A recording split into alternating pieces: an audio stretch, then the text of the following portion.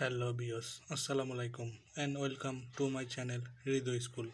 বরাবরের মতো আবারও চলে আসলাম আরও একটি ছোট্ট ভিডিও নিয়ে। তো আজকে আমাদের বিষয় হচ্ছে বিজ্ঞান, শ্রেণী হচ্ছে নবম ও দশম শ্রেণী, আর অধ্যায় থাকবে এক। অধ্যায়ের নাম হচ্ছে উন্নতর জীবনধারা। নিত্য নতুন এডুকেটেড রিলেটেড ভিডিও পেতে অবশ্যই আমাদের ইউটিউব চ্যানেলটি সাবস্ক্রাইব করবেন এবং ফেসবুক পেজটি ফলো দিয়ে রাখবেন। তো চলুন আজকের ভিডিও শুরু করা যাক। অধ্যায় এক থেকে আমাদের টোটাল 4টা গুরুত্বপূর্ণ প্রশ্ন থাকবে। প্রথম প্রশ্নটি হলো ভরসূচি কী। দ্বিতীয় প্রশ্নটি হলো জেরপ্থ্যালামিয়া রোগ বলতে কী বোঝায়। তৃতীয় প্রশ্নটি হলো রাফেজ কী এবং চতুর্থ প্রশ্নটি হলো খাদ্যপ্রাণ বলতে কী বোঝায়। প্রথম প্রশ্ন, ভরসূচি কী?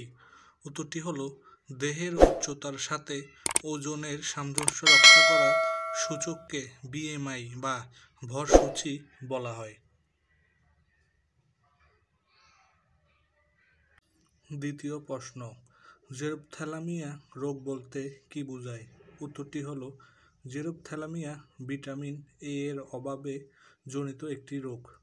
জেরপ্থ্যালামিয়া বিটরুটের দাগগুলি কনজাংটিভাল জেরোসিসের পরে দেখা দেয়।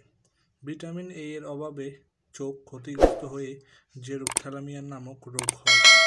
যখন ভিটামিন এ এর অভাব দীর্ঘস্থায়ী হয় তখন চোখের কর্নিয়ায় আলসার সৃষ্টি হয়। সেই অবস্থাকে জেরপ্থ্যালামিয়া বলে। তৃতীয় প্রশ্ন, রাফেজ কী? উত্তরটি হলো ফল, শাকসবজি, শস্য দানা ইত্যাদি উপস্থিত সেলুলোজ নির্মিত আঁশ বা তন্তুর ন্যায় অপাচ্য অংশই হলো রাফেজ। চতুর্থ প্রশ্ন, খাদ্যপ্রাণ বলতে কী বোঝায়।